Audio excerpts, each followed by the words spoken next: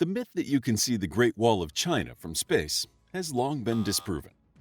However, this does not make the structure any less impressive. As walls go, it's pretty big, and it is the longest man-made structure in the world. But how was it built in the first place? Like Rome, the Great Wall wasn't built in a day and is an amalgamation of existing fortifications. Despite its name, the Great Wall isn't one continuous wall. Instead, it comprises a disconnected series of wall segments, some of which overlap. These segments were built by different dynasties, falling into disrepair and then being rebuilt, extended, or strengthened as time went on. From its beginnings to completion, the Great Wall took over 2,000 years to build and is known in China as Wan Li Qiang Cheng, 10,000 li long wall. 1 li equals around 0.31 miles, making their estimate of the Great Wall 1,300 miles long. This description undersells the Great Wall somewhat.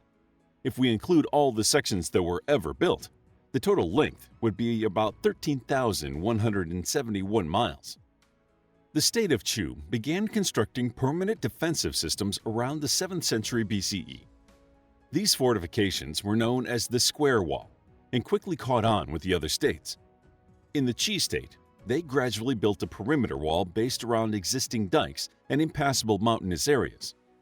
The Zhongshan state also built a wall system to defend against the Zhao and Qin states. In the Wei state, 2 defensive walls were constructed near the Yellow River. Hainan, meaning south of the river, and Hexi, west of the river. The Hainan Wall was built to protect Daliang, and the Hexi Wall was created as a defense against the western nomads and the Qin state. Throughout the Warring States period from 475 to 221 BCE, the 7 main states built fortifications surrounded by earthen walls encircled by trenches or moats as a protection against invaders. In the late 3rd century BCE, the Qin state grew politically powerful and became the strongest of the 7 states. However, they were still frequently raided by nomadic people who lived in the north, so they started building a defensive wall. The Yan built 2 walls to protect against northern groups and other Chinese states to the south, the Northern Wall and the Yishui Wall. The Yan state then built a wall along the Yan Mountains and passed over the Liao River. In roughly 220 BCE, the first sovereign emperor of a unified China, Qin Shi Huang, began to form the Great Wall. Formerly known as Zheng, emperor of the Qin Dynasty, he had taken just 7 years from his coming of age to eliminate his 6 rival states and declare himself the emperor of all China, ending the Warring States period. Among Qin Shi Huang's many actions, including constructing a road and canal network, was joining previous walls to form the Great Wall. First, he orchestrated the removal of the internal walls and fortifications that had divided the states. Then he ordered that several existing defensive walls be connected into a single system for protection against Mongolian and Manchu invasions from the north. The wall from the Qin Dynasty starts in Lintao and ends at the east of Liaoning province, stretching for over 3,107 miles. It took roughly 10 years to build, and the work was overseen by General Meng Tian, who used soldiers, commoners, and convicts as laborers. The section of the wall was mostly made from stone and packed earth. Legend has it that many of the 400,000 workers who died during construction were buried in the wall itself, although no evidence of this has been found to date. The wall was around 15 to 35 feet high and was topped by ramparts with guard towers placed at intervals along its length. One of the best preserved sections of the Qin Dynasty's wall is the Baotu Guyang section in Inner Mongolia. This section runs through plains and mountainous regions and shows how the wall's construction changed depending on the materials at hand. Parts of the wall constructed on the plains were built using rammed layers of earth, but in mountainous areas, stone blocks were used to create the face of the wall, which was then filled in with stones and dirt. The ancient bricklayers cut stones from the nearby mountains and placed them after they were shaped. Each block weighs from 55 to 66 pounds. This section of the wall can still be visited and offers exceptional views. The wall in this area had an economic and defensive function, as lands in the south were fertile green land, whereas lands north of the rain line were relatively barren. This division of resources meant that farming and private land ownership were prominent in the south.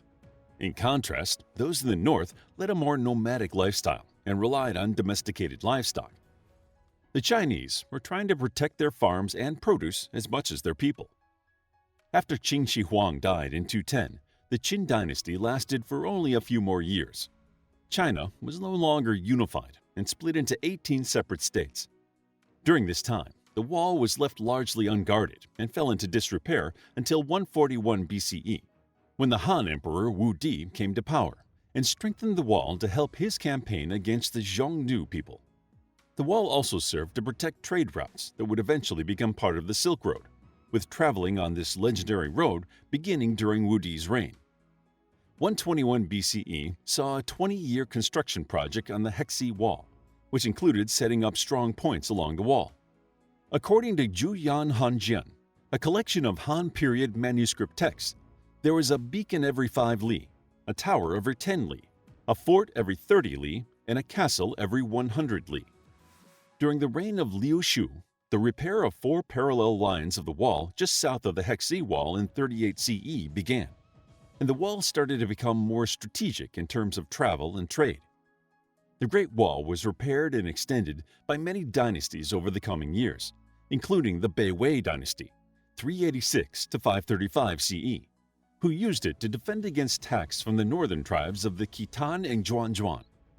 In 417, a wall section was built that extended more than 620 miles from Qicheng to Wuyuan. Then, under the reign of Tai Wudi, 423 to 452 CE, a thinner lower wall made of rammed earth was built that formed a circle around Datong. This complementary wall started at Guangling and extended to the eastern side of Huanghe. The Dongwei Kingdom also made a segment of the wall in 549 in the modern-day Shanxi province when it moved its capital east. Sections kept getting added and repaired in this fashion until the Ming Dynasty, 1368 to 1644, which was responsible for most of the sections of the Great Wall that stand today. In an attempt to prevent any further Mongolian invasions, they made a significant effort to strengthen and maintain the Great Wall. West of the Juyong Pass, the wall was split into 2 lines, south and north.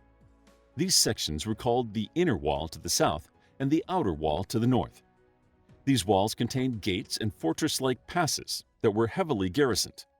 The 3 passes closest to Beijing, the capital of the Ming Empire, were the Zijing, Juyong, and Daoma passes, collectively known as the 3 inner passes. The 3 outer passes farther west were Yanmen, Ningwu, and Piantao.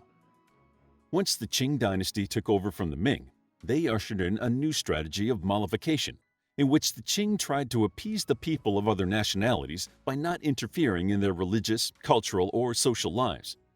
This approach was so effective that the wall was no longer needed as a defense. Repairs became infrequent, and it slowly fell into ruin. The design of the Great Wall involved 3 major components. The first was the wall itself. The second element was the passes, and finally, the beacons or signal towers. The average height of the wall stood at 7 or 8 meters, 21 to 24 feet, although this figure was slightly lower on steep hills.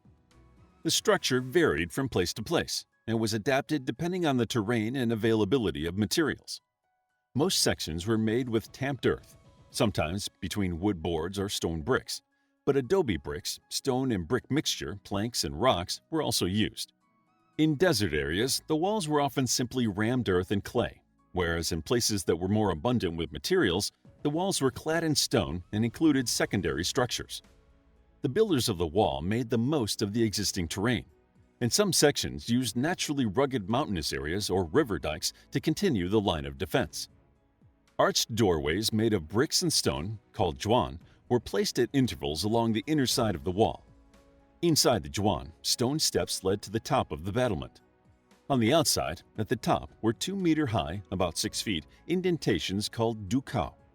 In the upper and lower parts of the dukao were openings through which the Chinese could shoot at any attackers. Should any enemies start to climb the wall, there were crenellated platforms that rose slightly above the top of the wall and stuck out to allow the Chinese soldiers to shoot at attackers attempting to scale the wall. Some structures had simple huts for guards to shelter from storms, called pufang, and drainage ditches shielded the wall from rain damage. Multi-story platforms were used to store ammunition and arms, some of which had accommodations for around a dozen soldiers on the lower level. Passes were built at key positions, such as an intersection of trade routes. The ramparts of these passes were constructed by making the wall face of huge stone blocks or bricks that were filled in with crushed stone and dirt. The fortifications of these passes were around 10 meters high, 30 feet, and 4 to 5 meters wide, 12 to 15 feet at the top. Each pass had ramps that allowed access for horses and soldiers. The parapets, or yuqiang, were edged with crenellated battlements on the outside and a low wall on the inside to prevent horses and people from falling. The gate itself was usually double doors made of wood with locker rings and bolts set into the inner panel. The gates were used for trade access and allowed garrisons through for patrol or counterattacks. On the top of each gate was a watchtower between 1 and 3 stories high, which would be made of bricks or wood. To protect the entrance from direct attack, there were polygonal or semicircular parapets called wengcheng. Beyond that, a secondary wall called the lucheng was built to protect the wengcheng. On top of the lucheng was often a tower from which commanders could direct troops. The entrance was then encircled with a moat that was a result of digging out the earth used in building parts of the wall. In order to send military communications quickly along the wall, signal towers were built at strategic points, such as hillsides, allowing for maximum visibility. Also called smoke mounds, beacons, or beacon terraces, they employed various methods to relay signals to others further along the wall. During the night, fires were lit, but the garrison soldiers used smoke signals or raised banners during the day. They also used sounds, like beating clappers or firing guns, as signals to others. These towers were self-contained high platforms with rooms underneath for storage, soldiers, and livestock. The building of the Great Wall is a testament to the ingenuity of ancient people. Still, its eventual redundancy shows that sometimes sincere diplomacy can be more effective than all the walls in China. How would you like to get a deeper understanding of history, impress your friends, and predict the future more accurately based on past events? If this sounds like something you might be into, then check out the brand new Captivating History Book Club by clicking the first link in the description. To learn more about the Great Wall of China, check out our book, The History of China, a captivating guide to Chinese history, including events such as the first emperor of China, the Mongol conquests of Genghis Khan, the Opium Wars, and the Cultural Revolution. It's available as an ebook, paperback, and audiobook. If you enjoyed the video, please hit the like button and subscribe for more videos like this.